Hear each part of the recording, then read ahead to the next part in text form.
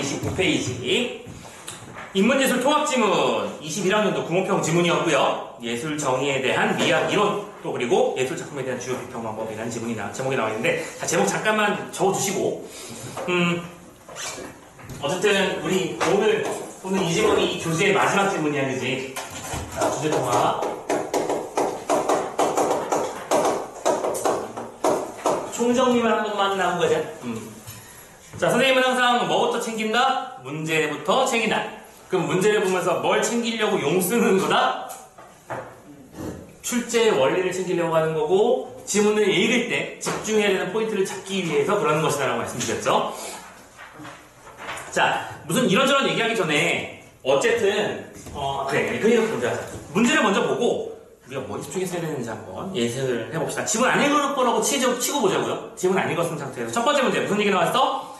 공통적인 내용 전개 방식 확인하라는 문제입니다. 근데 이거 또 만만하게 보면 안 돼요. 아까 이번 주 보는 지문들의 공통적 특징인데, 서술상 특징 문제들이 다 공교롭게 정답률이 낮아요. 이 문제 정답률 57%짜리 문제였습니다. 오케이? 그러니까 그 서술상 특징 문제가 옛날에는 그냥 약간 주변 문제에 가까웠다면, 요즘에는 지문 전체의 구조와 어떤 방식을 이해하라는 문제 차원에서 단순히 이게 시간 순으로 편성되어 있다, 아니면 뭐 병렬적으로 연결되어 있다, 뭐 아니면 뭐 인용이 나와 있다, 그런 단순한 정보를 찾는 레벨이 아니라는 거, 구조들을 그리면서 가야 된다는 거 생각해 놓으실 거 중요하고요. 두 번째, 자, 가의 형식론이야. 그럼 이 지문은 가를 읽고 바로 풀 수 있는 말일 거야, 그치? 근데 선제를 보니까 미적 정서, 그 다음에 예술 작품, 모든 작품은 예술 작품, 예술의 조건, 예술 작품으로 판단한다. 아, 그러면 이거는 인문 예술 지문이겠구나. 그리고 예술이란 무엇인가에 대해서 설명하는 지문이겠구나. 벌써 주제가 잡히죠. 선지만 보고서도요, 그죠? 그래서 형식론이라는 단어가 어딘지 확인하시고 그거와 관련된 문제를 보시는데, 진짜 중요한 점은 세 번째 문제부터 있죠. 자, 세 번째 문제 봅시다. 가에 등장하는 이론가와 예술가들이 상대 의견이나 작품을 평가할 수 있는 말. 아, 이거 할 일이 많은 문제겠구나라는 생각 드시죠? 왜냐면 선지가 A가 B에게, C가 D에게, D가 A에게 막 이런 식으로 돼 있어. 그치? 되게 다양한 이론가와 예술가가 나올 거야. 그러면 이 지문의 특징이 뭐라는 걸 이해해야 돼? 자, 첫 번째, 주제와 관련해서는 예술 혹은 뭐 묘사 그런 얘기를 하고 있는 부분인데, 두 번째, 얘는 이론과 사상가가 나와서 뭐라고 주장을 하겠지? 그 주장의 특징을 파악해야 되는 게 내가 해야 되는 일인데, 그 특징의 양상이 뭔가 많을 것이다 라고 예상해. 오케이? 그러면 양이 많은 거 보통 뭐 때문에 힘든 거냐면, 선생님은 그렇게 생각하거든요. 한 사람을 깊이 있게 파는 게 훨씬 더 어려워. 복잡해지거든. 근데 이거는 많을 뿐이야. 내가 할 일은 체계적으로 얘랑 어떤 차이점이 있고 어떤 공통점이 있는지. 오케이? 그럼 우리 하나만 하는 거죠. 자, 결표. 지문 출제 요소의 핵심은 뭐다? 대응상을 만들 수 있거나, 아니면 공통점, 차이점을 만들면 그게 뭐다? 출제 요소다라는 거 알고 있잖아. 그거에 집중해야 된다는 정보를 다시 한번 챙기라는 거지. 그치? 그 정리 작업을 해야 돼. 선생님은 너희들 보기 쉬우라고 막 색깔펜으로 열심히 쓰겠지만, 너희들은 깃발만 잘 꼽아놓으면 돼요. 알겠죠? 다음, 네 번째 문제. 비평문을 쓰기 위해서 가나를 읽은 후에 메모야. 근데 또 선지를 봤더니 콜리우드의 관점, 디키의 관점, 텐의 관점, 프리드의 관점, 프랑스의 관점이야. 할 일 확실하네요. 이게 진짜 중요한 일이지만 그것만 하면 돼. 됐죠? 또 다섯 번째 문제 볼까요? 피카소의 게르니카에 대해서 A는 기억 관점이고 B는 니은 관점이래. 기억과 니은은 각각 나에 있는 녀석들이야. 근데 기억은 맥락주의, 니은은 인상주의예요. 비평 이론이죠. 역시 마찬가지예요. 이론 쓰다가 주장 특징이잖아. 그럼 이 작품은 무려 세 문항이 여기에 걸쳐 있는 거예요. 이 정리 작업을 하는 게 무엇보다 핵심이라는 거 확인할 수 있을 것 같아요. 됐죠? 그리고 마지막 여섯 번째 문제는 약간 독특하지 않냐? 동음이요. 독서지문에서 동음이 이어보기 쉽지 않잖아. 보통 이런 걸 신유형이라고 부르긴 하는데, 신유형이면 어려운 건 아니야. 그치? 얘들아, 신유형이면 오히려 쉽게 풀릴 거야. 알겠죠? 이렇게 생각하시고 나와라 해주는 게 더 좋을 것 같아요. 자, 아무튼 그래서 요거 두 개를 중심으로 가되, 자, 요거는 마지막, 그러니까 독서지문 한 번의 마지막 지문이라 다시 한번 정리할게. 요것도 요건데, 이 과정에서 선지에서 활용되는 요소가 뭐였는지 생각해보자면, 당연히 첫 번째, 선생님 자주 얘기했던 거, 난 A가 나오면 뭐 해야 돼? 집중해라. A가 아닌 B다라고 말하는 건 차이점을 드러내주는 구체적인 방식이니까. 기억하시죠? 또 두 번째로는, 이유나 조건절이 나오면 무조건 반응해야. 이것도 출제하기 위해서 내놓는 것들이니까. 이것도 다들 기억하시죠? 자, 그래서 이 녀석을 추가로 해서 대명사나 공차를 만들 생각을 하면서 지문을 한번 읽어보시면 될 것 같아요. 좋아. 그러면 가지문부터 읽고 내용적인 작업 한번 해보도록 합시다. 가볼게요. 미학은 예술과 미적 경험에 대한 개념과 이론에 대해서 논의하는 철학의 한 분야인데요. 그러니까 철학 중에는 미학이 있다는 거야. 근데 이때 미학의 문제들 가운데 하나가 바로 예술의 정의에 대한 문제예요. 미학 중에서 예술이라는 게 있는데 또 예술의 정의를 어떻게 할 것인가가 우리가 지금부터 살펴볼 문제 상황이에요. 우선 문제라고 했지만 이 문제는 선생님이 누차 말하는 그 단어죠. 트러블의 문제가 아니다. 그죠? 화제를 말하는 것이었죠. 이 글의 중심 화제는 이거야? 예술을 어떻게 정의할 건가? 그러니 우리 예술적이다 혹은 예술이다 이런 말들은 다 아는데 가만히 생각해보면 되게 이거 어려운 말이지 않냐? 그럼 뭐가 예술이야? 아름다운 거? 그럼 아름다운 거면 어떤 사람이 이 문을 보고 이 색깔이 너무 아름답다고 생각했어. 그럼 이건 예술일까? 그렇지, 그렇지. 그러니까 이건 그 누구도 쉽게 얘기할 수가 있는 게 아니야. 누군가는 뭐가 중요하다고 말할 거고, 누군가는 뭐가 중요하다고 말할 거고. 그렇죠? 이런 것들을 첫 번째 문장에 갑자기 이런 얘기를 왜 하냐고? 앞으로 나올 양상을 생각해 보는 거지. 되게 다양한 이론들이 펼쳐질 거야. 예술이란 것은 무엇인가에 대해서 주장을 하는 것 관련해서. 선생님도 아직 예술을 잘 모르겠지만, 그리고 참고로 이거 한번 말했었던 것 같은데 수업이랑 상관없는 얘기지만 나중에 대학교 가면 선생님 그때 미학이나 예술, 영화 뭐 이런 것들과 관련된 이 교양작 지문을 꼭 한번 들어보라고 얘기 한번 한 적이 있지 않았냐? 안 했나? 네, 잠깐만. 교양에서 시험 때문에 그거는 꼭 되게 강추하는 게 있고, 그치? 근데 선생님이 아마 기영도시인의 입속의 법은 있고 좀 읽어보라고 했던 거 그런 것 같은데, 잠깐만 얘기를 하면, 얘들아, 초등학교, 중학교, 고등학교까지는 무슨 교육? 의무교육이야. 그래서 우리는 존재만으로도 졸업할 수 있어. 9등급이어도 졸업하는데 문제 있어? 너는 9등급이니까 졸업 안 시켜줘? 그런 거 아니잖아. 그냥 거기에 존재만 해주면 돼. 오케이? 두 눈 반짝반짝 뜨고 있으면 돼. 거기서 잔다고? 자면 문제가 있구나. 아무튼 간에 결석도 문제가 있지만 어쨌든 잘 존재하면 졸업할 수 있어. 근데 대학은 그게 아니라 대학은 졸업 조건이 뭐야? 어떻게 해야 졸업하는 거야? 알고 있어? 우린 지금 일단 대학에 들어가고 싶어서 간 건이지만 대학 다니는 얘기를 좀 해보자고. 맞아. 학점을 있어야 돼. 학교마다 달라요? 어떤 학교는 몇 점, 어떤 학교는 몇 점, 대략적으로 한 130에서 150 사이 정도 되는데 학교마다 다릅니다, 이건 물론. 근데 이 학점이라는 걸 지금 최근에는 이제 너희들 후배부터는 고교 학점제라고 해서 고등학교 1학년 때부터 학점 따기 만든대잖아. 근데 자, 이 학점 이수와 관련해서 그럼 학점을 이수한다는 거는 전공 교과 교양 과목을 내가 통해서 3학점짜리 전공 과목 3개, 2학점짜리 교양 과목 4개를 다 합해서 9점에다가 8점에서 이거는 11점, 12점밖에 안 되네. 아무튼 간에 초창기에는 보통 이 정도, 보통 한 4개 정도 되지 않나? 아무튼 한 20점 정도 생각하다가 치자. 20점은 좀 많은 걸 거야.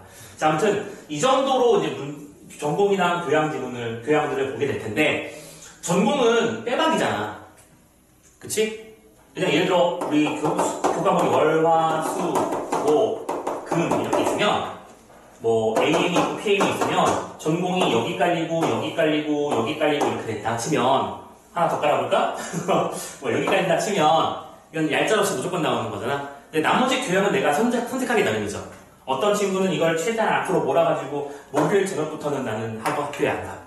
한다거나 어떤 친구는 날짜를 하루 비울 수 있다면 비울 수 있게 한다거나. 근데 그런 것들은 노하우니까 여기에 잘 들어가는 건 잘 생각해봐야 되는 게 첫 번째는 점수 잘 주는 선생님이 좀 중요해. 오케이? 특히 조별 과제가 막 펑펑펑펑 튀어가는 그런 수업은 아마 험난하게 빠질 것이다. 어디나 빌런은 존재하는 법이거든. 근데 이 교양 같은 경우에는 가능하면 이제 점수를 좀 잘 수월하게 받을 수 있고 또 당연하게도 내 인생에 좀 도움이 되는 녀석들이 더 좋겠지. 그래서 보통 교양 중에서 어느 학교든지 그 마감 1순위를 치는 거. 그러니까 예를 들어 개강 신청이란다 뭐라고 하지? 수강 신청할 때 보통 1분도 안 써서 마감 내는 게 대표적인 게 뭐 성과 인간 뭐 이런 수업이 있어. 재밌겠죠? 재밌어요 진짜. 선생님은 성과 인간 들은 게 아닌데 교수님이 성과 인간 쪽으로 설명을 해주셔서 한번 들은 적이 있었거든. 그게 무슨 뭐 양 그런 얘기가 아니고 도대체 남자와 여자는 도대체 뭐가 다른 거야? 그런 걸 배웠어요. 선생님이 그때 배웠던 책 이름이 화성에서 온 남자, 금성에서 온 여자 뭐 이런 거야. 대충 그런 비슷한 이름이었어요.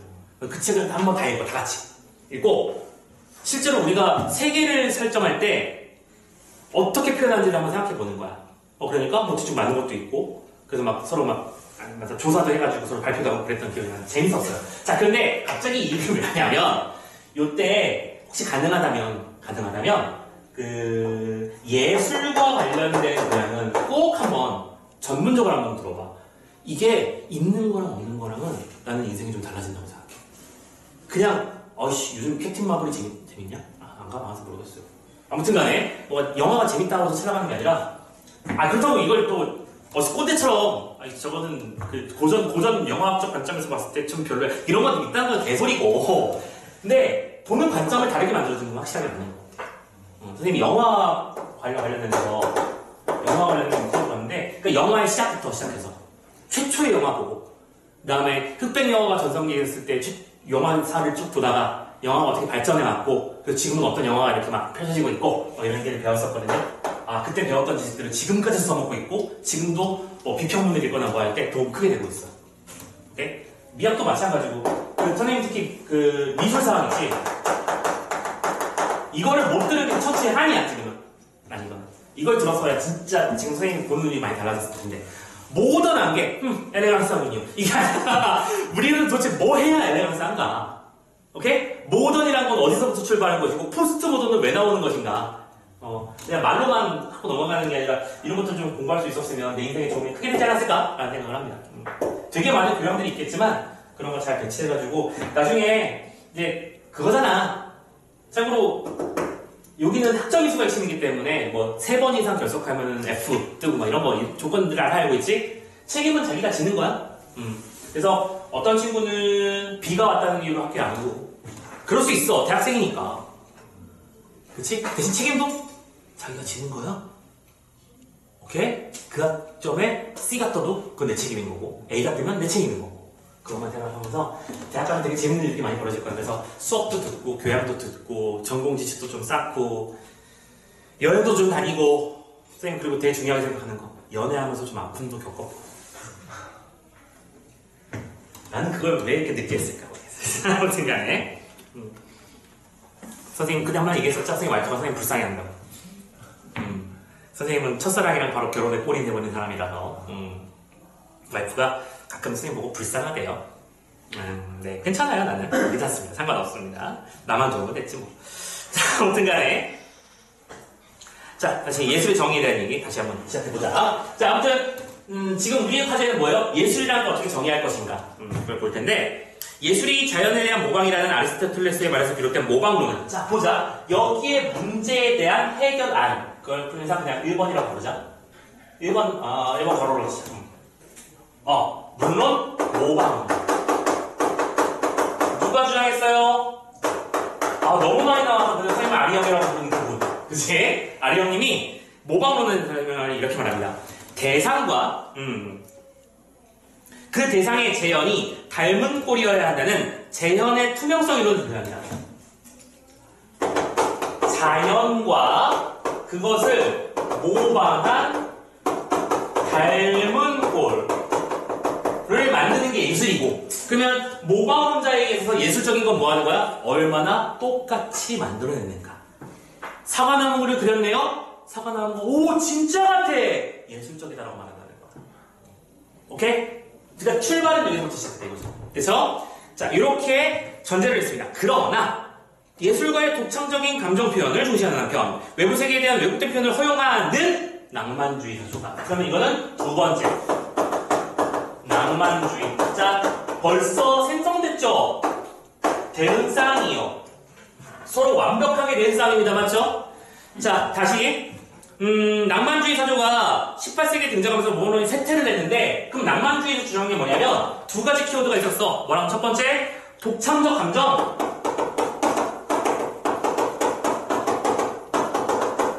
그건 뭐야? 모방이랑 완벽하게 반대점이 있는 거 아니야? 얼마나 똑같은 거가 아니라 얼마나 개성 있게 표현했는가. 그렇지? 나무를 막 질감하나 그 껍데기의 그 선 하나까지 다 묘사했으면 우리는 그걸 예쁘다라고 불렀던, 예쁘다란다, 예술이라고 불렀던 그 시기가 끝나고 나니까 이제는 나무 이러면 독창적이고 나무로 만다는 거야. 오케이? 그리고 두 번째, 외부 세계에 대한 왜곡된 표현. 그래서 누가 봐도 대응사입니다. 그죠? 이렇게 낭만주의 사조가 등장했대. 정말 다행이다 싶지 않냐? 여기서 끝냈잖아. 이 두 개를 깊이 파고드는 게 아니라 이걸 가지고 이제 계속 다양한 사례로 이어가고 있을 거야. 가보자. 이제 모방을 필수 조건으로 하지 않는 낭만주의. 봐봐. 이 말이 굳이 다시 한번 꺼내주고 있죠? 이 말이 제일 중요한 말이라는 겁니다. 뭐요? 모방이다. 이 소리 아니야. 똑같이 하는 건 그림이 예술이 아니다. 얼마나 독창적으로 표현하는 건 예술이다. 라고 하는 낭만주의 사조가 이제 중요해지니까 이제는 그럼 도대체 뭐를 예술로 인정해줄 수 있는가 하는 새로운 이론이 필요했어. 그치? 또 다시 낭만주의가 득세하고 나자 다시 이게 문제가 됐습니다. 뭐가 느껴지시지 않나요? 지문의 전개 방식이 느껴지죠. 오케이? 어떤 상황이 불러오는 화제, 문제점, 그 문제에 대한 해결책, 그 문제에 대해 다시 또 다른 어떤 문제를 일으키고 그 녀석이 다시 어떤 해결책을 만들어내는가 이런 식으로 가고 있습니다. 그죠? 체크를 했고요. 자, 두 번째 문제 한번 봅시다. 20세기 초 콜링우드는요, 진지한 관념이나 감정과 같은 예술가의 마음을 예술의 조건으로 규정하는 표현을 제시했습니다. 오케이. 잠깐만. 이 녀석은 노란색으로 쓸 때 편의상 동그라미로 표현해볼게요. 왜? 이번에 하나의 몸이니까. 오케이? 낭만주의에서의 예술을 뭘로 보는가? 첫 번째는 콜링우드가 나왔어요. 무슨 론? 표현론. 그렇지? 빨간색 밑줄로 표시해드릴게요. 자, 이 표현론에 있어서 제일 중요한 건 뭐래요? 진지한 감정이나 감정과 같은 예술가의 마음이야. 마음이나 다른 말로 감정이 제일 중요한 거야. 오케이? 그래서 말합니다. 그에 따르면, 그래서 그걸 통해서 이 문제를 해결했는데요. 그에 따르면 진정한 예술작품은 물리적 소재를 통해 구설되는 필요가 없는. 자, 또 이 말을 왜 썼는지 알죠? 물리적이야. 그치? 물리적인 게 아니라 정신적인 걸 말하는 거겠구나. 정신적, 맞네. 그렇죠? 정신적 대상이야. 키워드 다 하나로 귀결되고 있는 거 보이십니다. 정신이요. 됐죠?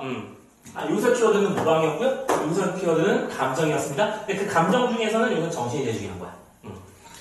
자, 또 다른 얘기로 넘어간 거야? 약간 어떤 느낌이지? 그 수박 겉핥기 같은 느낌이죠. 이런 게 있어 하고 넘어가는 거야. 또한 이와 비슷한 시기에 외부 세계나 작가의 보다야? 나시니까 일단 이거 중요한 거니까 일단 쓰자. 작품 자체의 고유 형식을 중시하는 형식론도 발전했는데 그게 바로 뭐예요? 벨의 형식론입니다. 그럼 이거는 2번이겠죠. 2번. 벨의 형식론.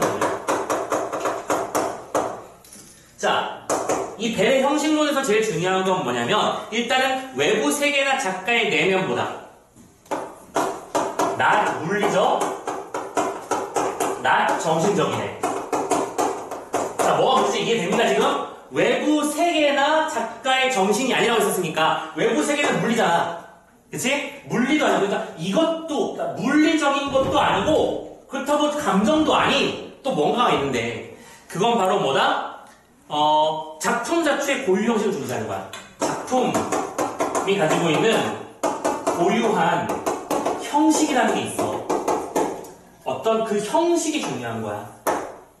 근데 이건 뭔 말일까? 당연히 대충 설명이 필요해 보이지 않냐? 가죠? 오케이. 자, 벨의 형식론은요, 예술 감각이 있는 비평가들만이 중요한 말인 것 같아요. 왜요? 비평가들. 지문을 읽고 있는데, 올리라고 하는 조건을 가지면 뭐가 이상하잖아. 이거 올리 조건이죠? 그래서 비평가들만 이 직관적으로 설명할 수 있고 정의는 불가능한 어떤 성질을 일컫는 의미 있는 형식이라는 게 있어요. 볼 수 있는 의미 있는 형식이라는 게 있는데 전문가의 눈에만 보이는 거야. 아, 이건 예술입니다. 아주 예술적이고. 그래서 그 형식을 통해서 그 비평가들에게 미적 정서를 유발하는 작품이 예술작품이다 라고 보자는 거죠. 됐어? 자, 다시 흐름. 모방에서 벗어나서 감정이 더 중요한 거고 왜곡이 더 중요한 거야. 그런 낭만주의 사조에서 두 가지 양식이 있었지. 그럼 또 이것도 뭐예요? 대응상. 콜링우드의 표현의 입장에서는 정신이 제일 중요한 것이었고 벨의 형식론에서는 말 그대로 의미 있는 형식이 중요한 건데 그럼 여기서 말하는 의미 있는 형식이라는 것은 그냥 네모를 그렸을 때 네모의 틀 안에 그린 그런 형식을 말하는 게 아니라 비평가들의 눈에 보이는 형식. 오케이? 전문가들의 눈에 보이는 그 무언가. 그렇게 설명한 거야. 자, 됐죠? 자, 그런 다음에 세 번째 문제로 넘어가는데, 잠깐만, 그 얘기 빼먹었네? 이게 20세기 초반이었는데, 지금 이 녀석은 20세기 중반이지. 아, 시간 되는 개념도 존재하는 거야, 그죠? 계속 가보자. 근데 20세기 중반에 누가 튀어나오니까? 뒤샹이 나오는 거야. 너무 유명한 작품이 하나 있죠? 쌤, 이거 이야기 알고 있나요? 아마 미술 시간에 배울 것 같은데? 이거 안 배울 리가 없어요. 뒤샹이 쌤, 뭘 만들어 놓은 거죠, 이게? 뭘 만들었다고 표현하기도 웃겨. 그렇지, 그 변기가 무슨 변기야? 진짜로 그 공장에서 사다가 설치해서 쓰던 그 변기를 갖다 놓은 거야. 근데 참고로 알고 계시겠지만 뒤샹이 그렇다고 해서 무명 소졸도 아니야. 그 당시에 뭐랄까 권위 있는 학자였거든. 쉽게 말해서 백종원이 자기 이름을 숨기고 새로운 음식을 내놓은 거라고 생각하면 되는 거야. 오케이? 그 뒤샹이라는 사람이 유명한 예술작품 전시장에다가 변기를 뽑아다가 거기다 갖다 놓고 거기다가 샘. 그래서 자기 이름 안 썼어. 새로운 작품을 내라고 했어. 자, 그러니까 아까 말했던 그 비평가들이 와서 오, 이것은 예술적이라고 설명을 했어. 뒤샹은 그래서 여기다 태클을 걸고 싶었던 거야. 이거 나 거기서 사다 꽂아 꼽아놓은 건데요. 나름대로 센세이션을 불러일으킨 거죠. 그러니까 이게 이거예요. 봐봐. 샘이라는 그 작품은 예술작품으로 사람들이 인정을 했거든? 형식을 파괴하는 새로운 느낌의 예술작품이라서 막 대서특필 냈을 거야. 사람들이 막 구경하러 불려가고요. 근데 그거 보면서 뒤샹은, 그래서 예술이 뭐야? 이런 본질적인 의문을 던진 거지. 대단한 사람이죠? 자, 그것과 형식적인 면에서 차이가 없는 일반적인 변기는 예술작품으로 인정되지 않는 이유를 설명하지 못하게 되자 두 가지 대응이 나타나는 거야. 즉, 이번에는 예술과 이렇게 쓰는 수밖에 없겠다. 예술적이지 않은 것을 구분하기가 어려워지는 문제가 발생하더라. 오케이? 변기가 똑같은 물건인데 전시장에 놓여있으면 예술이 되고 화장실에 놓여있으면 그냥 변기가 되는 그 이유를 우리는 누구도 설명하지 못해요. 그죠? 이거 두 개로는 설명이 불가능하잖아. 자, 그래서 또 무슨 패턴이야? 또 문제 패턴이야, 그치? 됐어? 계속 문제가 반복되는 중이야. 그리고 문제에 대한 해결책 얘기가 나옵니다. 자, 두 가지 대응 방법이 나타나는데 첫 번째, 하나는요. 우리가 흔히 예술작품으로 분류하는 미술, 연극, 문학, 오락 등이 서로 이질적이라서 이유네요. 이유 체크. 그것들 전체를 아울러 예술이라 정의할 수 있는 공통된 요소를 갖지 않는다는. 자, 이번에는 A, B로 해보자. 서로 다른 사람이니까 그러는 거야. A, 누구? 웨이츠. 선생님은 이러고 있는데 너희들 표시만 잘해놓으면 된다고 했었어. 알겠지? 웨이츠의 예술 정의 불가론. 예술 정의 불가론이라고. 자, 이건 뭘까요? 다시 한번 정리. 이유가 뭐라고요? 예술이라는 게 서로 이질적이라서 예술이라는 거는 그 예술 안에서는 어떤 공통된 성질이라는 것은 존재하지 않는다라고 보는 거. 그러니까 정의가 불가능하다 이 말이겠지. 미술에서 어떤 그림이 예술적인 이유, 음악에서 어떤 음악이 예술적인 이유, 그런 것들을 포괄할 수 있는 어떤 이론은 없는 거야. 그 전에는 자연을 닮았기 때문에 예술이라고 했었고, 그 전에는 또 고유한 형식을 가지고 있기 때문에 예술이라고 했는데 그 사람이 봤을 때는 둘 다 아니라는 거죠. 그럼 어떻게 하는 거야? 그 이론은 예술의 정의에 대한 기존의 이론들이 겉보기에는 명제의 형태를 취하고 있으나 사실은 참고 과정에서 판정할 수 없는 사이비 명제. 그럼 봐봐. 계속해서 반복되는 어떤 용어가 보이죠. 나레이. 나 명제야. 오케이? 명제 정의 알고 있죠? 참과 거짓을 판별할 수 있는 문장을 명제라고 하잖아. 다시 한번 뭐 P면 Q이다. 쉽게 말해서 이 그림은 무지개를 그렸으므로 예쁘다 이런 말이겠지. 근데 이거는 우리가 예쁘다 안 예쁘다는 우리가 사람마다 다를 수 있지 않느냐. 그러니까 이건 명제라고 볼 수 없다. 사이비 명제다.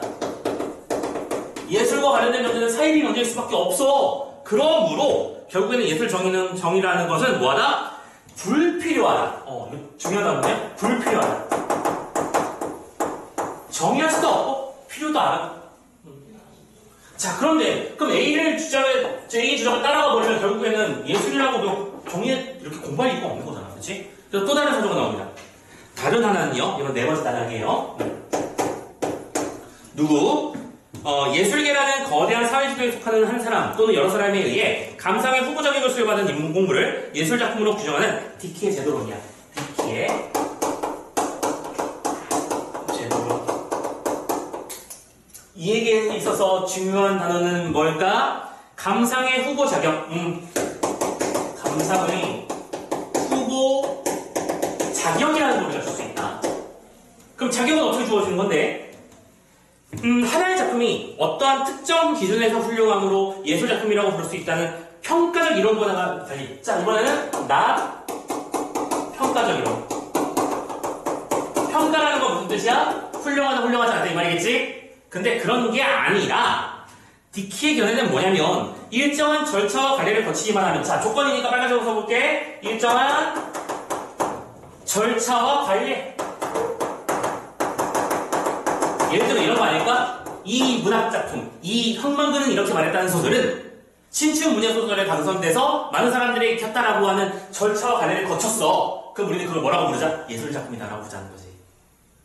그치? 그럼 변기가 더 이상 예술일 수 없는 이유는 뭐 때문이야? 그 변기는 일정한 관리와 절차를 밟지 않았기 때문인 거고, 근데 뒤샹의 샘은 왜 예술이 되는 거야?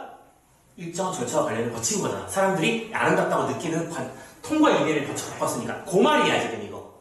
알겠지? 자, 요게 더 중요한 것이다. 키워드 빨간색으로 표시. 그래서 모두 예술작품으로 볼 수 있다는 분류적 이론입니다. 이 녀석을 보니까 이거는 분류적 이론. 오케이? 정의. 예술의 정의에 관련된 이런 논의들은 예술로 분류할 수 있는 작품들의 본통된 본질을 찾는 시도이자 예술의 필요 충분 조건을 찾는 논의들이다. 있습니다. 그러니까 우리 설명하면서 마무리 끝. 그렇죠? 자, 여기까지 다 가진 논의였어요. 봐봐요. 손동훈 때만큼 어려운 내용입니까? 아니죠. 뭔가 종류가 많은 것 뿐이야. A 문제에서 두 개가 나왔고, 그러니까 이 문제에서 요걸로 해결했고, 요 문제점은 요 두 가지로 해결하고 있는데, 요 문제점은 다시 이걸로 이어지고, 이 문제는 다시 이것과 이걸로 해결되고 있는 중이었잖아. 계속해서 둘둘 세트로 이어지고 있는 거 확인하시면 되겠습니다. 자, 첫 번째 문제는 잠깐 두고 가고요. 두 번째 문제 풀러 가볼까요? 지금 풀 수 있는 것들은 풀어 제껴버려야지 뭐. 선생님 항상 이렇게 중간에 끊어가는 거 좋아, 선호하는 건 알죠?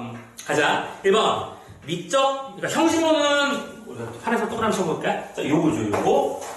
형식론의 표현은 뭐였다? 어떤 작품에는 고유한 형식이라는 게 있고, 의미 있는 형식이라는 게 있다. 그걸 지니면 예술이다.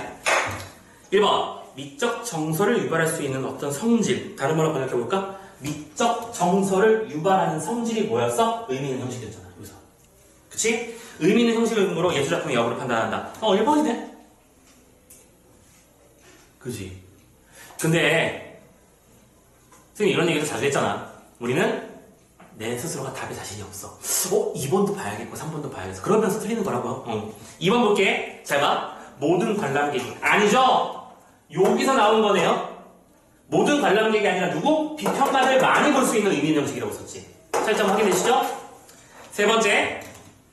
감정을 표현하는 모든 작품은 정신적 대상이 아니더라도 예술작품이다. 그러니까 감정만 쓰면 예술이래. 그럼 그건 뭐예요? 콜링도 표현은 아니야?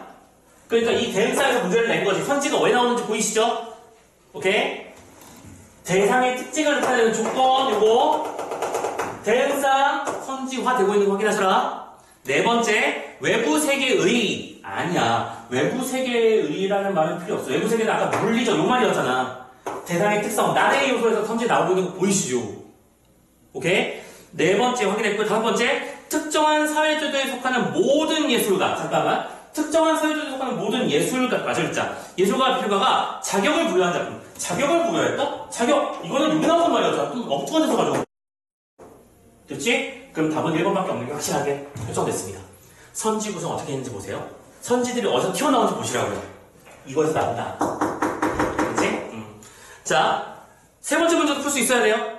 자, 이 세 가지를 서로 상호 비교하면서 읽어내야 되는 거야. 가볼게. 가에 등장하는 이론과 예술가들이 상대의 견해를 평가하는 말입니다. 자, 보자. 모방론자가 뒤샹이라는 말이야. 모방론자는 누구? 모방, 닮은 꼴이 제일 중요한 것이다. 뒤샹은 샘을 갖다 놓은 사람이야. 그러니까 모방론자가 이렇게 말했대. 당신의 작품 샘은 변기를 닮은 것이 아니라 변기 그 자체라는 점에서 예술작품이 되기 위한 필요 충분 조건을 갖추고 있습니다. 다른 말로 번역 좀 해주자. 필요 충분 조건을 갖췄다는 얘기는 예술이 맞다는 소리야, 아니라는 소리야? 맞다는 소리야. 맞지? 근데 1번이 답이지. 왜? 왜 답이라고 선언해놓고 물어보고 있어?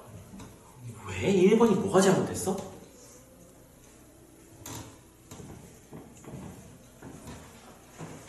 이게 안 보이니? 보여야 돼, 이거. 자, 뭔지 알겠어? 풀어봤을 거 아니야. 혹시 틀렸던 문제니? 이 문제가 정답률이 아까 말씀드렸죠. 52%의 문제였다고요. 어려운 거라서 묻는 거예요. 자, 모방론의 핵심은 뭐예요? 예술이란 무엇인가에 대한 질문에 대해서 모방론자는 이렇게 말해. 대상을 닮아야 예술이야. 모방해야 예술이라고. 알겠지? 모방해야 예술이야. 근데 지금 여기서 말하는 게 이거야. 샘은 닮은 것이 아니라, 그럼 닮은 것을 다른 말로 바꿔볼래요? 모방이잖아. 당신의 작품은 모방이 아니라 뭐예요? 그 자연 그 자체라서 예술이다? 아니야. 모방론자는 그렇게 말할 리가 없어. 모방론자는 자연을 닮게 그리는 닮은 꼴이어야 그걸 예술이라고 부른다고. 이해되냐? 오케이? 선생님이 지금 여러분들을 이렇게 쳐다보고 있어. 오케이? 이게 나의 본질이야. 라고 하면 나는 예술이 아니야. 이런 나의 모습을 현준이가 옆에서 그림을 대충 그렸어. 약간 그 졸라맨 모습으로 그려놨어. 그럼 그건 예술이라고. 나름대로 비슷하게 그렸으니까. 뭐가 문제인지 알겠습니까? 닮은 꼴이잖아. 자, 괄호 좀 쳐볼래? 변기를 닮은 것에 괄호를 쳐봐. 변기를 닮은 것. 그리고 그 밑에 어떤 말을 써야 될까? 닮은 것은 뭐다? 모방이다. 그 다음에 변기 그 자체에 또 괄호 쳐봐. 그는 뭐요? 자연이죠. 그럼 이 말을 다시 한번 대체해서 읽어볼게. 당신의 작품은요, 모방이 아니라 자연이라서 예술입니다. 아니죠? 모방론자는 뭘 보고 예술이라고 부른다고? 자연이 아니라 자연을 닮게 만들어 놓은 것이 예술이다. 라고 부른다며.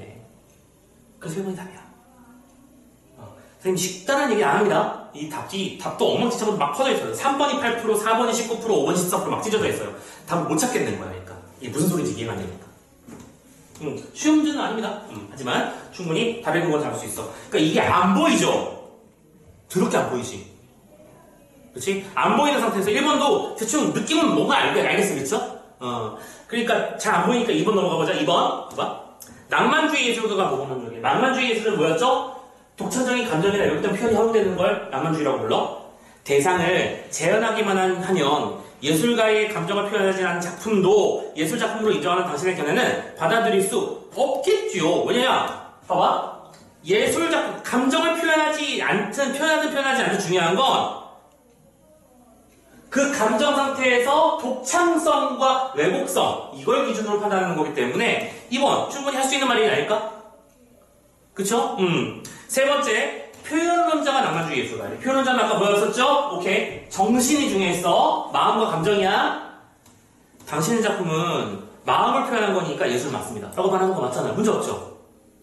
4번 뒤샹은 샘입니다. 샘을 갖다 놓은 사람이에요. 제도론자에게 예술계에서 일정한 절차와 관리를 거치면 예술작품이라는 당시의 주장. 이거 맞지? 이게 뒤샹의 제도론이었으니까 주장은 저의 작품 외에 다른 병기들도 예술작품이 됐으면 인정하는 것입니다. 맞죠? 이 문제를 해결하는 게 A랑 B래매. 그럼 B는 이 셈의 문제를 해결해주는 지문이었을 거 아니야. 됐지? 마지막 5번째. 예술 정의 불가론자가 표현론자에게. 예술 정의 불가론자의 핵심은 뭐였어요? 명제, 사이비 명제이기 때문에 예술을 정의한다는 것 자체는 불필요하다. 4번.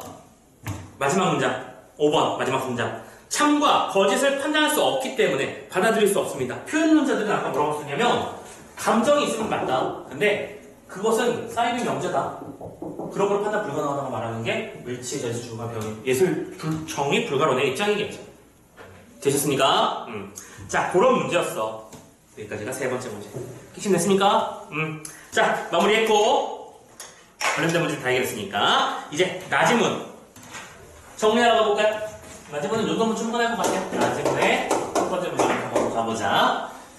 그리고 우리가 주제 통합 지문일 때는 이런 것도 예측해야 된다고 했었어요. 보통 선지를 보면 대충 문제를 먼저 살펴보는 단계에서 이해할 수 있으면 좋겠는데, 간은 예술 미학에 대한 어떤 이론과 사상 정리하는 지문이었잖아. 근데 우리가 보게 되는 패턴은 크게 세 가지가 있다고 말씀드렸었죠. 그 세 가지 중에 하나가 우리가 가장 많이 보는 것 중에 하나는 상반이론, 그치? 근데 이 녀석은 상반일 리가 없어요. 이번에는 미학에서 이 예술이라는 것을 어떻게 감상하고 비평하는지에 대해서 보니 예술의 비평 이거를 문제 상황으로 잡고 있는 그런 화제를 가지고 있는 지문인 거야. 내용을 확장시키는 거죠. 예술이란 무엇인가의 이야기를 여러 가지 지문으로 바라보고 있는 거야. 예술이란 무엇인가 정의하는 문제, 예술을 어떻게 판단할 것인가의 문제. 자, 이 문제 마저 읽어볼게. 예술 작품의 의미와 가치에 대한 해석과 판단은 작품을 비평하려는 목적과 태도에 따라 달라지는데요. 주요 비평 방법에는 맥락주의, 형식주의, 인상주의 세 가지가 있습니다. 하면서 시작하고 있죠. 그럼 뭐예요? 이 화제와 관련된 문제를 해결하는 방식이야. 그리고 여기서 우리는 가와 나를 포괄하는 두 녀석의 공통점은 뭐다? 항상 문제를 주고 그 문제에 대한 해결안들이 그 뒤에 이어지는 방식이구나. 여기서도 마찬가지인 거잖아, 그치? 그거 확인하시면서 넘어가시면 돼요. 이 문단 여기 쓸게요.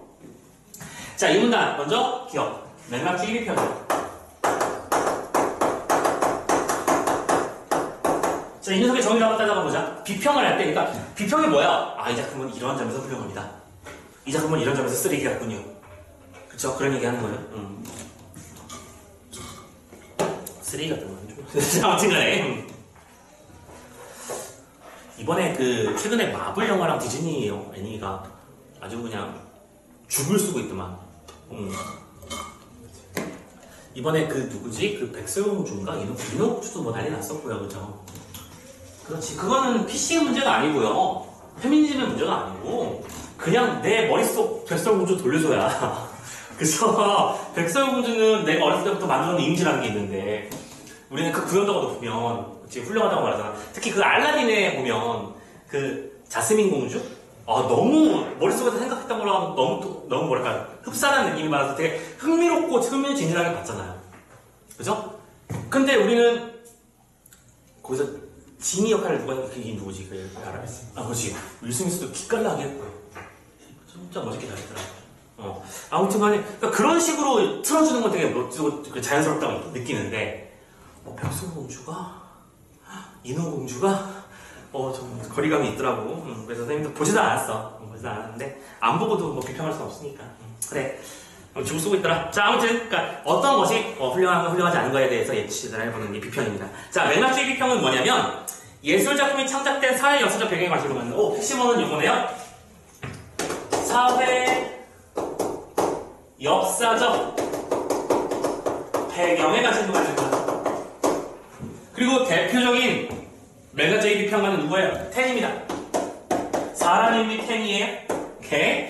뒤에 보면 프랑스도 있을 겁니다.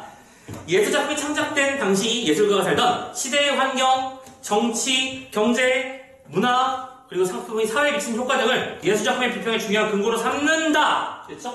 그러니까 이 맥락이라고 하는 건 뭐다? 사회 역사를 말하는 거야.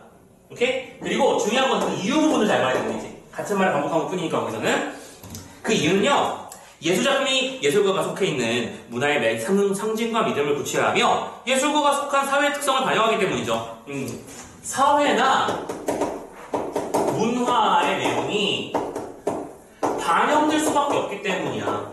그 사람이 일본에서 태어났기 때문에 일본의 문화가 작품 속에 자연스럽게 녹아들 수밖에 없다. 그 사람은 전쟁 중에 한국에서 태어났기 때문에 전쟁 태어남에 대한 이야기가 자연스럽게 묻어난다. 그런 얘기하고 있는 거죠. 그러니까 우리가 흔히 말하는 반영문적 관점 그런 거랑 연결해서 이해하면 될 것 같아. 그지? 자, 그러면서도 또한 추가적인 특성, 맥락주의 비평에서는 작품이 창작된 시대 상황 외에, 그러니까 외에라는 얘기는 플러스라고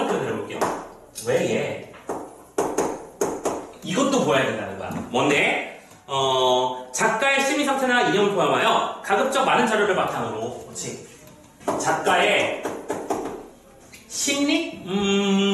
심리나 작가가 가지고 있었던 이념 이런 것도 봐야 되는 거야. 그것이 어떻게 반영되는가 봐는 거야. 그게 중요한 거야. 라고 말하고 있는 거야. 자, 이게 맥락주의야. 얘들아, 맥락이라는 건 이런 뜻 아니야? 맥락은 배경 보는 거야, 배경. 똑같은 말인데, 야, 꺼져. 일반적인 상황에서의 꺼져는 상대방에 대한 비난과 욕설이죠. 그죠? 욕설? 그래, 욕설이라고, 진짜. 그런데, 내가 아파. 근데 친구가 병문안으로 와서 퓨휴 하면서 뭐 웃었어요. 그래서 그 웃는 거 보면서, 야, 꺼져. 그럼 이게 비난이야? 친구 사이의 친교 관계입니다. 그죠? 꺼져라고 말했는데 친밀도를 높이는 과정이다. 이렇게 볼 수 있는 이유는 우리는 그걸 뭘 봤기 때문이야? 맥락을 봤기 때문이지. 맥락이라는 건 그런 거야. 그 말을 하게 된 배경을 말하는 거라고. 그러니까 어떤 예술이 예를 들어 뭐가 있을까? 황망은 이렇게 말했다는 작품이 쓰여진 시대 배경은 뭐고 이 작품의 작가가 가지고 있었던 세계관은 뭐고 이념은 뭔지를 보아야지 그 작품을 볼 수 있다. 그런 말이겠지. 됐지? 계속합니다. 그러나 객관적 자료를 중심으로 작품을 비평하려는 맥락주의는 자칫 작품의 외적인 요소에 치중하여 작품의 핵심적 본질을 훼손할 우려가 있다는 비판을 받습니다. 또. 근데 이것도 문제가 있어. 문제는 뭐냐면 말 그대로 외적 요소에 치중한다는 문제가 있어요. 그치? 작품을 보는데 작품 얘기를 안 한다? 그죠? 황만근은 이렇게 말했는데 황만근의 인물 특성 중요한 게 아니야. 성숙자는 작가가 왜 그렇게 썼는지가 중요하고 이 작품을 쓸 때 사회 환경이 중요한 거라면 이게 뭐 좀 이상하게 흘러가는 거지. 그래서 그걸 해결하기 위한 게 두 개가 나왔다는 거죠. 바로 형식주의 비평과 인상주의 비평인데 형식주의 비평부터 얘기해볼까요? 세 번째입니다. 그래서 형식주의 비평이 나옵니다. 문제 해결이죠 또? 오케이? 그럼 형식주의 비평에서 뭘 중심에 둘까요? 작품의 외적 요인 대신에 그럼 봐봐. 이 말이지. 외적이라고 써도 되지. 그치? 외적 요인이 아니라 딴 거. 맨날 이렇게 다 써서. 야. 외적인 것이 아니라 작품의 형식적 요소와 그 요소들 간의 구조적 유기성의 분석을 중요시합니다. 형식적 요소와 그리고 구조적 유기성을 중시하는 거야. 형식주의니까 형식을 중요하는 거겠지. 그럼 여기서 말하는 형식이 뭔지를 정리해야 되는 게 당연한 거 아닐까? 조금만 더 읽어볼게. 프리드와 같은 형식주의 비평가들은요. 오케이. 유명한 사람은 프리드가 있습니다. 뭐가 중요하다고 말했냐면 작품 속에 표현된 사물, 인간, 풍경 같은 내용보다는 내용. 그러니까 이 사람도 그렇다고 작품의 내용이 중심으로 둔 건 아니라는 거야. 내용보다는 그 안에 담겨있는 선, 색, 형태 등의 조형 요소와 비례, 율동, 강조와 같은 조형 원리. 조형 요소와 조형 원리가 중요하다. 이런 것들이 담겨있는 거 보고 우리는 훌륭한 예술이다 라고 주장한다는 거죠. 여러분들 왜 선생님 그림 더럽게 못 그리니까 그냥 왜 이렇게 그림 틀을 갖다 놓으면 우리가 소실점이라고 하나? 초점이라고 하나? 초점을 한 군데로 하거나 두 군데 이런 1초점, 2초점 이렇게 부르지 않냐? 그래서 우리 가로수길 표현할 때 나무 이렇게 그려가지고 나무야 지금 놀랍게도 자 그래서 이게 점점 이렇게 하나로 모여드는 효과를 주면서 자연스럽게 뭐가 만들어진다? 초점이 만들어지고 원근이 표현되고 뭐 이런 얘기 하는 거잖아. 그럼 이런 걸 가지고 있는 이 그림은 프리드의 형식주의 입장에서는 훌륭한 거야. 조형 요소와 조형 원리가 담겨져 있습니다. 그러니까 이 사람이 이걸 그리고 있을 때 전쟁이 벌어졌는지 그건 중요한 게 아니라고. 그 안에 어떤 형식과 원리를 담았는가 이게 중요한 거지. 이해되셨습니까? 오케이. 자, 그리고 또 다른 한편 인상주의 비평이라는 것도 있어요. 니은 4번 문장이죠. 다 왔네요. 다 왔습니다. 니은 인상주의 비평. 그럼 인상주의는 뭔데? 모든 분석적 비평에 대해서 회의적인 시각을 가지고 있어 예술을 어떤 규칙이나 객관적 자료로 판단할 수 없다고 합니다. 분석적 비평이나 판단하는 것 자체는 불가능하다. 우리 그거 해봤는데 안 되더라. 그래서 훌륭한 비평가는 대작들과 자기 자신의 영혼의 모험들을 관련시킨다는 비평가 프랑스의 말처럼 오케이 프랑스 나왔습니다. 선생님 지금 누차 말씀드리지만 여러분들이 질문 읽으면서 해야 될 건 사상과 주장의 내용, 주장의 이름과 그 주장의 핵심 내용 그것들을 특성 단위로 비교해야 거예요. 혹시 키워드 다시 한번 정리하자. 여기서 중요한 건 뭐냐면 배경이 제일 중요한 거야. 맨다. 형식에서 제일 중요한 거는 조형 요소와 조형 원리 같은 내용이 아닌 요소야. 형식 요소야. 그러면 지금 프랑스는 판단이 불가능하다고 했지. 그쵸? 좀만 더 읽어보자고. 그래서 말처럼 인상주의 비평은 비평가와 다른 저명한 비평가의 관점과 상관없이 자신의 생각과 느낌에 대하여 자율성과 창의성을 가지고 비판하는 거야. 자, 이 단어가 더 중요했지. 불가보다 더 중요했던 말은 이거네요. 판단은 비평하는 거는 불가능하니까 그냥 뭐가 제일 중요하다? 자신의 느낌이나 생각이 제일 중요한 거야. 내가 이 그림을 봤더니 뭘 느꼈어. 그게 제일 중요한 거라고. 아까 똑같은 그림인데 자 다시 한번 나무를 그려보자. 자 이 그림에서 첫 번째 맥락주의 비평가는 이 작품을 보고 뭐라고 판단할 거냐면 이 작품의 작가였던 형준이는 저 이치환인데 서울에서 태어나 자본주의 사회에서의 어떤 쓴맛을 보았다. 이런 식으로 서로 해설을 할 거지. 그리고 이 안에서는 그 돈의 흐름을 보인다. 그래서 아무튼 얘기를 할 거고요. 형식주의에서는 뭘 말할 거야? 아까 말씀드린 대로 한 점으로 모이는 초점을 집중시키는 부적 요소가 미적 요소를 유발시킨다. 우리 이게 미적 예술 감각을 불러일으킨다. 그래서 훌륭하다고 얘기를 할 거야. 그런데 인상주의에서 제일 중요한 건 뭐야? 이걸 봤더니 상승 욕구가 불러일으켜집니다. 내 주식도 이렇게 올라갔으면 좋겠다는 생각을 해봤어요. 비평이에요. 약간 과장된 표현이지만 알겠지? 이 사람이 저렇고 저 사람이 저렇고 이게 아니고 내 보기에 이렇더라. 내 느낌은 이거예요. 이게 중요한 거라고. 자신의 느낌이 제일 중요하대요. 그렇죠? 자, 그래서 자율성과 창의성이 중요한 거고, 즉 인상주의 비평가는 작가의 의도나 혹은 그 밖의 외적 요인을 고려할 필요 없이 그냥 비평가의 자유의지, 자유의지란 말 써놓고요. 비평가의 자유의지로 무한대의 상상력을 가지고 작품을 해석하는 편안한 거야. 자유의지야.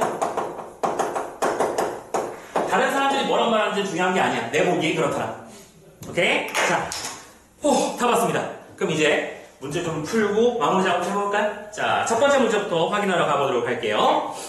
가운데 공통점 내용 적기 방식입니다. 차차차차차차. 1번. 수렴되어가는 이라는 표현이 보입니다. 수렴되는 건 어느 하나로 모여간다는 얘기죠. 오케이? 0에 수렴하면 0이 가까워지는 거. 근데 이게 수렴하는 내용이 아니지. 문제가 있고 해결하는 그런 과정들이었습니다. 됐죠? 1번 땡. 2번. 화제에 대한 이론들을 평가해서 종합적 결론이 나왔어. 어디에? 결론은 없어. 세 번째. 화제가 사회에 미치는 영향들을 분석하여 봐봐. 사회에 미치는 영향을 분석하는 거야? 이 내용이? 화제는 뭐였는데? 예술의 정의 문제야. 그럼 예술의 정의가 사회에 미치는 영향이 뭐였는가를 설명한 적 있어? 없잖아. 그런데 3번 선지를 무려 13%가 찍었어. 웬 그런 줄 알아? 이렇게 봤기 때문일 거야. 서로 간의 차이를 밝힌다. 지금 지문 속에 차이점이 정말 많았거든. 뭐라고? 이건 맞는 방법이야? 틀리는 방법이야? 대충 느낌으로 서둘러서 보면 틀리는 거야. 얼핏 봤을 땐 차이 문제 없잖아. 오케이? 자, 그리고 참고로 베스트 오답은 5번이거든요 5번까지 보고 나서 얘기합시다. 4번 화제와 관련된 문제점을 제시하고 대안적인 관점을 제시하고 있다. 그쵸? 문제점, 대안 제시, 대안이 다시 문제점이 되니까 또 다른 대안 제시, 그 대안이 다시 문제가 되니까 다시 대안 제시했죠. 문제점이 있었는데 대안을 제시했고 그 대안이 다시 문제가 되니까 또 다른 두 가지 대안을 제시했잖아. 됐어요? 정답이 그래서 4번인 거야. 정답률 놀랍게도 57%밖에 안 지켰어요. 근데 5번 보세요. 봐봐, 아까 선생님 얘기했었지. 느낌으로 대충 빨리 풀면 이렇게 된다. 봐봐. 화제와 관련된 하나의 사례를 중심으로 다양한 이론을 시대순으로. 이론 겁나 다양했지. 겁나 다양했고요. 시대순 20세기 초반 있었고요. 20세기 중반 있었습니다. 근데 두 가지를 놓치거든요. 지금 첫 번째 지금 우리가 보는 문제는 가와 나의 공통점이에요. 가는 그렇다 치자. 억지로 그렇다고 치자. 억지로. 나는 그래? 아니지. 두 번째 얘기. 화제와 관련된 하나의 사례가 중심이 된 거야. 예를 들어 예술의 정의 문제와 관련해서 예를 들어 뒤샹의 셈이라고 하는 하나의 대상이 있다고 치자. 이 작품의 하나의 대상에 대해서 여러 가지 이론을 살펴본 거야? 아니잖아. 근데 이거를 대충 보면 왜? 서술상 특징 문제는 쉬우니까 답이 빨리 보인다라고 생각하는 그런 친구들. 오케이? 그럼 뭘 보는 거야? 뒤만 본다니까? 다양한 이론을 시대순으로. 다양한 이론, 시대순. 다 맞네? 오케이, 동그라미 치고 넘어가는 거죠. 그래서 무려 21%가 5번을 찍고 넘어가는 거였던 거야. 오케이? 어떻게 틀린지 이해해? 별거 아니야? 꼼꼼하게 한번 보세요. 꼼꼼하게 한번 보면 안 틀릴 수 있을 겁니다. 됐죠? 전자문제 다음 엉망진창으로 나오는 문제들이 두 가지가 있었어요. 이렇게. 자, 핵심적인 문제들은 다 해결했고요. 네 번째 문제랑 다섯 번째 문제 풀어가 봅시다. 네 번째 문제요. 자, 미술 전람회의 어떤 친구가 미술을 보고 왔습니다. 가와나를 읽은 후에 메모를 작성했는데요. 메모의 내용을 판단해 봅시다. 선지를 점프하기 전에요. 일단 보기 앞쪽에 있는 얘기가 뭘 하고 싶은 얘기인지 눈치를 빨리 채보자고요. 선생님이 항상 이거 보기 분석을 하라고 했었죠? 이 문제의 의도가 뭘까를 보라고 했었어. 자, 먼저 제목이 그리움이라는 작품이었는데 판본의 설명 가보자. 화가 A가 자기 아버지가 생전에 신던 밝고 색이 바른 신발을 보고 그린 작품이다. 보고 그렸다의 표시점이 뭘까? 무슨 논을 꺼낼 수 있을 것 같아? 모범론이지. 모범론 얘기가 나올 법하지, 그치? 보고 그린 거니까요. 오케이. 자, 두 번째 거 넘어가 볼까? 화가 A의 예술가 정신은 궁핍하게 살면서도 예술을 잃지 않고 작품을 했던 아버지의 삶에서 영향을 받았다. 화가 자신의 예술혼에 대한 얘기를 하고 있어. 그럼 이거는 무슨 쪽에 대한 얘기를 하고 있는 거야? 예술에서 제일 중요한 건 그에 담겨있는 맥락이다라고 하는 차원도 될 것 같고요. 오케이? 아니면 디키의 제대로는 좀 오버스러운데 그렇지. 이게 제일 가깝지. 표현은 그 사람의 어떤 감정을 표현했는가. 그치? 이거 확인되십니까? 그럴 것 같고요. 세 번째, 작품 전체에서 따뜻한 계열의 색이 주장을 사용됐대요. 색상이라는 걸 선생님이 여기다 안 썼어요. 여기다 안 썼는데 어떤 식으로 이해할 수 있습니까? 여기서 말하는 색이라고 하는 건 어떤 요소야? 참고로 얘는 여기까지 와야 돼요. 여기 있어요. 여기. 조형 요소. 잠깐만 읽어볼까? 얘들아? 봐봐. 얼마나 디테일 싸움을 하고 있는 거였냐면 나지문의 세 번째 문단에 끝에서 하나, 둘, 세 번째 정도의 줄 보면, 네 번째 줄 보면 선, 색, 형태 등의 조형 요소가 보이지? 지금 색깔 얘기한 거잖아. 따뜻한 색깔. 됐냐? 조형 요소를 얘기한 거니까 누구한테 가야 되는 거야? 프리드의 형식주의로 가야 되는 거겠지. 좀 감이 오시죠? 여기까지만 해도 돼? 오케이? 자, 실제 맞는지 확인해 볼까? 1번. 콜링우드의 관점을 적용하면 낡은 신발에 그린 것에 대해서 아버지에 대한 그리움을 갖고 있으리라는 점을 제시할 수 있을 거래요. 맞나요? 맞죠? 콜링우드의 관점은 무슨 관점이야? 표현론이야. 표현에서 제일 중요한 건 어떤 정신적 대상을 표현한 건가? 그 정신적 감정 상태를 뭘 말하는 거야? 아버지에 대한 그리움이잖아. 그럼 키워드는 아버지에 대한 그리움이죠. 됐죠? 오케이? 두 번째, 디키의 제도론을 적용하면 이 신발이 특별한 이유는 주인이 원래 화가였다는 사실이 있을 수 있음을 언급하며 벌써 이상한데? 이 그림을 예술작품으로 그러네, 이상하네요. 정답 2번이네요. 뭐가 문제인지 이해가 되십니까? 다시 디키의 제도론에서 핵심을 주는 건 뭐였냐면 일정한 절차와 관례를 거치면 그건 예술이라고 하는 거야. 그러면 아버지의 신발에 그린 그 그림이 수많은 비평가들에 의해서 전시되고 비평당하고 하는 과정을 통해서 이건 예술로 인정받는 과정이 필요하다는 거잖아. 그게 절차론이었잖아. 관례였고요. 근데 지금 이게 뭐라고 설명해놨어? 신발의 주인이 원래 화가였으니까 이 그림은 예술인 거야? 그건 아니지. 뭔 소리야? 신발의 주인이 원래 예술에 가는 건 그게 관례야? 그러니까 우리가 어떤 예술을 하고 싶으면 원래 예술가였던 사람 거를 그려야 되는 거야? 말이 안 되는 거잖아. 그치? 정답 2번이야, 그래서. 됐죠? 자, 3번 가봅니다. 텐의 만점이에요. 텐은 무슨 주의? 어디 갔어? 텐 여기 있네. 맥락주의죠, 그죠? 맥락주의의 핵심은 뭐예요? 아버지의 낡은 신발은 A가 추구하는 예술가 정신의 상징임을 팸플릿 정보를 근거로 확인할 수 있어요. 그렇지요. 작가의 심리나 이념 같은 것들을 따지고 있는 거잖아요. 그치? 네 번째, 프리드의 관점은 뭐예요? 형식주의. 형식주의에서 제일 중요한 건 조형 요소와 조형 원리. 색 얘기 안 할 수가 없구나. 오케이, 따뜻한 계열의 색상. 됐죠? 마지막 다섯 번째, 프랑스는 인상주의. 인상주의의 핵심은 뭐예요? 내가 어떻게 느꼈는가가 핵심이다. 내가 관점은 뭐예요? 지친 나의 삶에서 편안함과 여유를 느꼈다. 문제 없네요.